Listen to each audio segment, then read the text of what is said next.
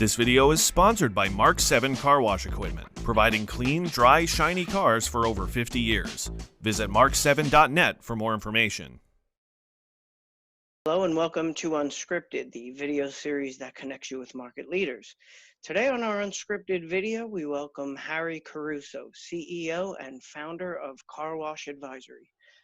Hello, Harry, and thank you for joining us here today. Hey, Rich, I'm glad to be here. It's a pleasure. Great. So today's topic is on the impact that private equity funding is having on current car wash owners and operators. And Harry certainly this year has shown us a little bit of everything with the COVID-19 pandemic, including high job losses and economic uncertainty with wild stock market swings here. But one thing it hasn't done is slow down merger and acquisition and growth in the professional car washing market. So my first question for you, Harry, is in your opinion, why haven't operators in acquisition mode slowed down with such market uncertainty that we're seeing this year? Yeah, Rich, I'm so glad you asked this question because so here's what it comes down to. There's two primary factors that are causing car wash activity to not decline, but actually increase during this time of uncertainty. And the first reason, right, is the relative attractiveness of car washes. I don't want to mince words. Car washes have not all of a sudden become more attractive overnight, right? Yes, technological advances. Yes, people are getting systems down pat, and this industry though has always had wonderful operators. It's not as if the car wash industry had some, sort of monumental event that changed everything overnight. It's just that the relative attractiveness due to the depression of other sort of opportunities has left car washes as more attractive than ever. And the second thing is the financing. So financing right now is more readily available and more attractive than ever before. But what I would say, Rich, what I think is actually most interesting is, so those two effects I mentioned, the relative attractiveness and the financing, they're actually the same effect that are impacting both individuals and institutions alike. However, the actual root causes are different. So we can go into that if you want. I can kind of explain what I'm seeing on the individual side versus the institutional side, whatever you think is helpful. Sure. Yeah. Why don't you briefly go into the differences between those two sides? Would be great. Yeah, absolutely. Because as much activity as we're seeing on the institutional side, there's no slowing down by any stretch of the imagination on the individual side as well. So here's what's most interesting. So the relative attractiveness is pretty self-explanatory and can be imagined. On the institutional side, if you have a lump of money right now, which your investors don't even want back, right? Because goodness knows where you're going to put it in the public markets, multifamily, nobody paying rent. So the level of uncertainty and the incremental impact to car washes compared to alternatives to car washes, way less profound. So that's pretty self-explanatory in terms of why they're all looking at car washes right now. On the individual side, it's exactly what you said. There's a lot of people out of work, Rich, right?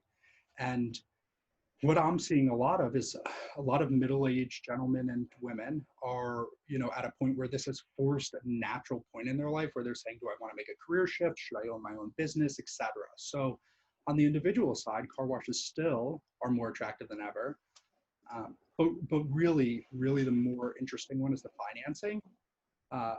Both parties, institutionals and individuals alike, are beneficiaries to rate compression, which we've seen, in the United States for the last goodness knows how long.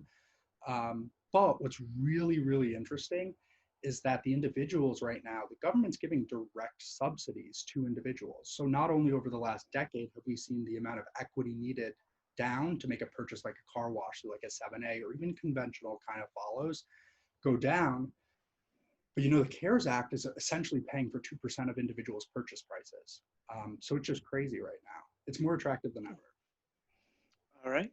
Now, it wasn't too long ago that an operator might be able to build a conveyor car wash for a few $1 million, and that cost we've seen has risen quite significantly, according to the operators I speak with in recent years. So, with the high cost of building, obviously risk is elevated. So, what specific ways can an operator ensure a quick ROI on their investment these days, do you think? Yeah, I think, sorry, I think that's a really good question. And here's my thing with new builds.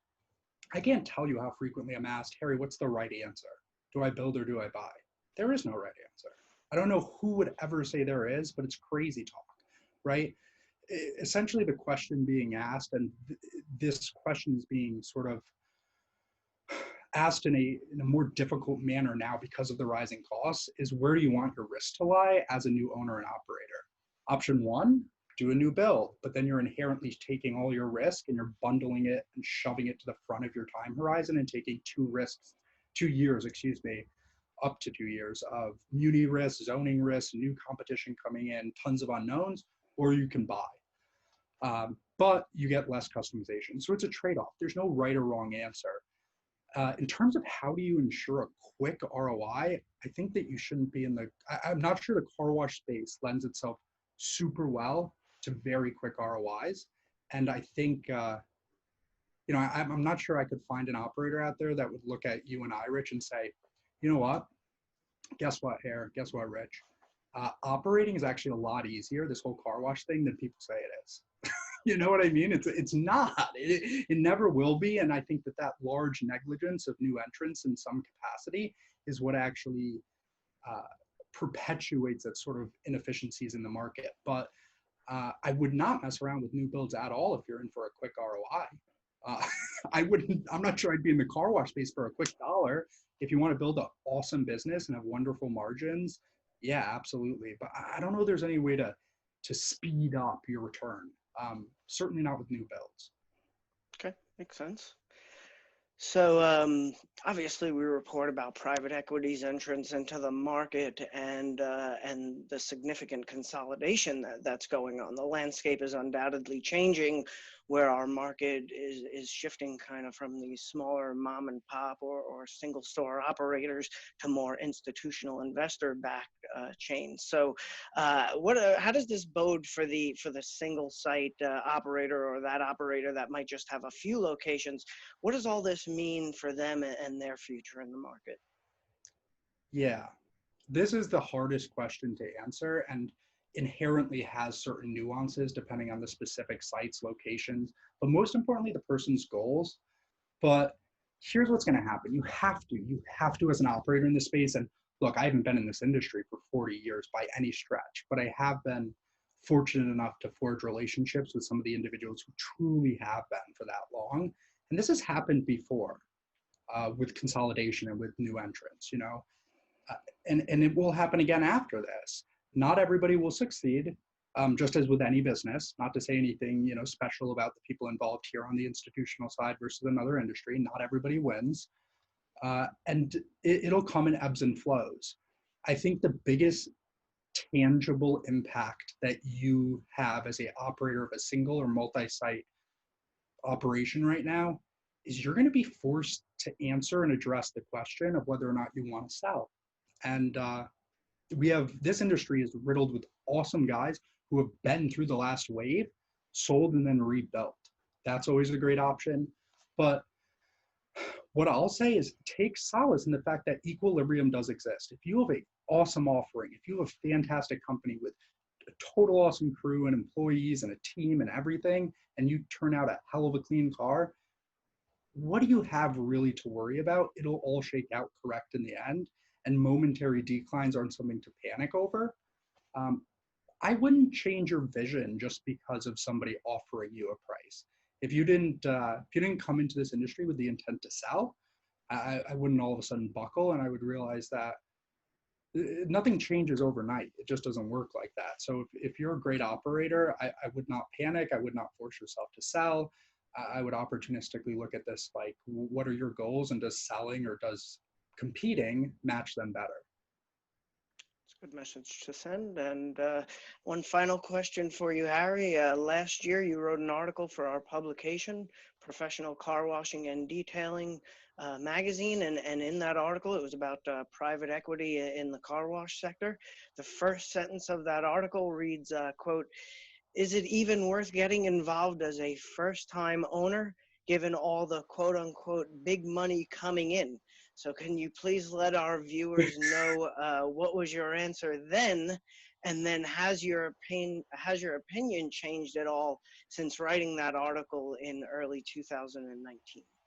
What a cool question. Yeah, absolutely. So my answer then was an unequivocal yes, it is still worth it. And the answer is exactly the same today. Here's the way I look at it, Rich, is that, look, there's a lot of overlap between what I'm about to say, but there's two reasons why somebody gets involved in this industry. Either you love car washes for one reason or another.